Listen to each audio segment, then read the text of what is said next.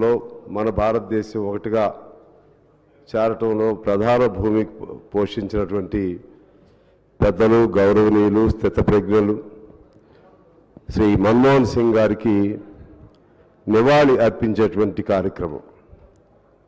ఇక్కడ ఇటువంటి పవిత్రమైనటువంటి ఈ సందర్భాన్ని వ్యక్తిగత అంశాలతోనో లేకపోతే ఇతర వివాదాస్పద రాజకీయ అంశాలతోనో ముడిపెట్టడం అనేది ఇది సాంప్రదాయం కాదు. వాజ్పేయి గారు లాంటి వాళ్ళైనా లేకుంటే ఇంకా పెద్ద స్థాయిలో ఉన్నటువంటి వాళ్ళైనా సరే, జాతీయ స్థాయిలో ఉన్నవాళ్ళైనా సరే, నాకు తెలిసి ఇటువంటి సంతాప సభల్లో మరొక అంశాన్ని జోడించి మాట్లాడినటువంటి ఘటన నేను ఎక్కడ చూడలేదు. ఇది మొదటిసారిగా నేను చూస్తూ ఉన్నాను.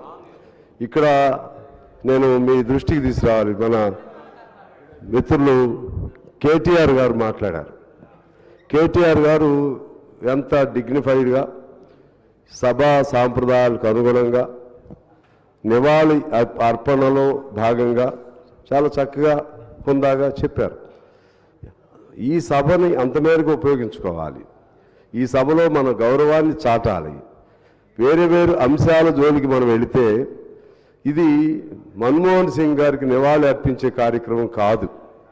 రాజకీయాలకు మరలా దీన్ని కూడా వేదికగా చేసుకునేటువంటి ఒక కార్యక్రమం అవుతుంది.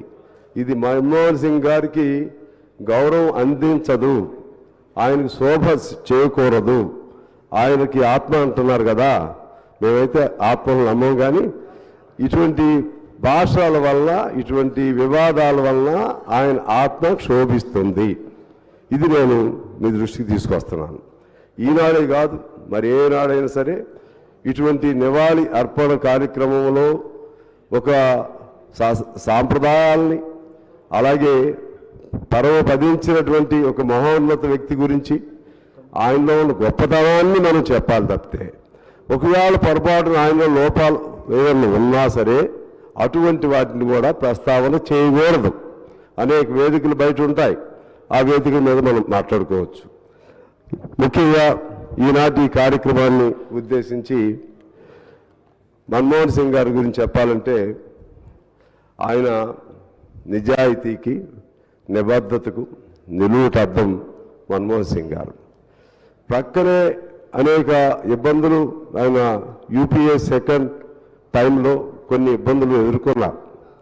కొన్ని ఎందుకంటే ఈ పార్ట్నర్సు ఎలైడ్ పార్టీసు దానివల్ల కొన్ని ఇబ్బందులు వచ్చినా ఆయన ఒక ధవళ వస్త్రంలాగా ఒక మచ్చ పక్కన ఎన్ని మచ్చలు వచ్చినా సరే తన వంటి పైన ఒక్క మచ్చ కూడా లేనటువంటి అటువంటి పెద్ద సమస్యల కాలంలో కూడా మన్మోహన్ సింగ్ గారిని వేలెత్తి చూపెట్టేటువంటి ఒకళ్ళిద్దరు చూపెట్టినా భారతదేశ ప్రజానీకం మొత్తం కూడా మన్మోహన్ సింగ్ గారి నిజాయితీని ఆయనకున్నటువంటి నిబద్ధతను శంకించలేదు అని అంటేనే మన్మోహన్ సింగ్ గారు వ్యక్తిత్వం ఏమిటో మనకి అర్థమవుతుంది అధ్యక్ష. అదేవిధంగా ఇక్కడ యూపీఏ 2లో కొద్దిగా కమ్యూనిస్టుల పాత్ర కూడా యూపీఏ 1లో మీ దృష్టికి తీసుకురావాలి. యూపీఏ 1లో అనేక మహత్తరమైనటువంటి చట్టాలను రూపొందించారు. అందులో భాగంగా కోట్లాది మందికి ఇవాళ ఉపాధి కల్పిస్తున్నటువంటి ఉపాధి హామీ చట్టాన్ని పేర్కొనడం జరిగింది. అలాగే మన సమాచార ఆర్టీఐ హక్కు చట్టాన్ని ఆనాడు ఆమోదించడం జరిగింది. అదేవిధంగా భూ నిర్వాసితుల సంబంధించినటువంటి ఒక గొప్ప చట్టాన్ని కూడా తీసుకురావడం జరిగింది. అదే సమయంలో అటవీ హక్కులకు సంబంధించి పోడు భూములు సాగు చేసుకుంటున్న వాళ్ళకు సంబంధించినటువంటి ఒక గొప్ప చట్టాన్ని కూడా తీసుకురావటం జరిగింది.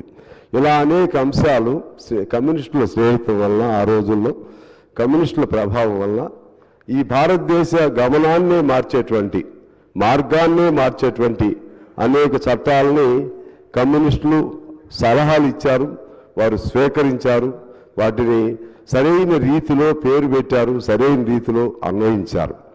ఆ క్రమంలోనే నేను ఇవాళ ఆ కమిటీ డ్రాఫ్టింగ్ ఉపాధి చట్టం డ్రాఫ్టింగ్లో సీతారాం యేచూరి గారు ఉన్నారు, అలాగే గురుదాస్ దాస్ గుప్తా గారు ఉన్నారు, సురవరం సుధాకర్ రెడ్డి గారు కూడా ఉన్నారు.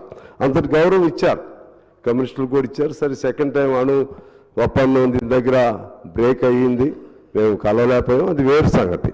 అందువలన అనేక గొప్ప చట్టాలు కూడా రూపొందింది మన్మోహన్ సింగ్ గారి కాలంలోనే. ప్రధాని ఆనాటి పివి నరసింహారావు గారిని కూడా ఇవాళ మనం గుర్తు చేసుకోవాలి. మన్మోహన్ సింగ్ గారికి ఆర్థిక శాఖ మంత్రిగా ఆయన ప్రమాణ స్వీకారానికి పిలిస్తే ఆయన ఇది ఒక జోక్ అనుకుని ఆయన ఆ ప్రమాణ స్వీకారానికి కూడా అన్ప్రిపేర్డ్గా ఉన్నారని చెప్పి పత్రికల్లో చదివాం. అంటే మన్మోహన్ సింగ్ గారిలో ఉన్నటువంటి విఘ్నతను, ఆయనలో ఉన్నటువంటి జిజ్ఞాసను, ఆయనలో ఉన్నటువంటి అంకిత భావాన్ని, ఆయనలో ఉన్నటువంటి ఈ దేశానికి సంబంధించినటువంటి ఆర్థిక విశ్లేషణ, ఇవన్నిటినీ పివి నరసింహారావు గారు ఎలా అర్థం చేసుకున్నారో చాలా గొప్ప విషయం. ఒక మేధావి మరొక మేధావిని అర్థం చేసుకున్నంత గొప్పగా ఒక సామాన్యుడు ఒక మేధావి మనసులో ఉన్నటువంటి భావాల్ని అర్థం చేసుకోలేరు అధ్యక్ష. ఆ విధంగా అర్థం చేసుకుని ఆయన ఆర్బీఐ గవర్నర్ చేశారు, అదేవిధంగా ఫారెన్ సర్వీస్లో చేశారు, పంజాబ్ యూనివర్సిటీలో ప్రొఫెసర్గా చేశారు, ఢిల్లీ ఎకనామిక్ దీనిలో యూనివర్సిటీలో ప్రొఫెసర్గా చేశారు. అంత గొప్ప వ్యక్తిని మరొక గొప్ప వ్యక్తి గుర్తించి ఆ విధమైనటువంటి అవకాశం ఇచ్చారు. అదేవిధంగా ఒక దశలో పివి నరసింహారావు గారు, నేనైనా మీకంటే ఎక్కువ చేయలేను, మీరు నాకంటే చాలా సమర్థవంతంగా బాధ్యతలు నిర్వర్తిస్తున్నారని చెప్పి పివి నరసింహారావు గారు మన్మోహన్ సింగ్ గారికి కితాబు ఇచ్చినటువంటి విషయాన్ని మనం గమనంలో తీసుకున్నాం. అలాగే మన్మోహన్ సింగ్ గారు కేవలం పదవి కోసం అనేది కాదు, విశ్వసనీయతకు కూడా ఆయన చాలా గొప్ప ఆయన అర్థం పట్టిన వ్యక్తి.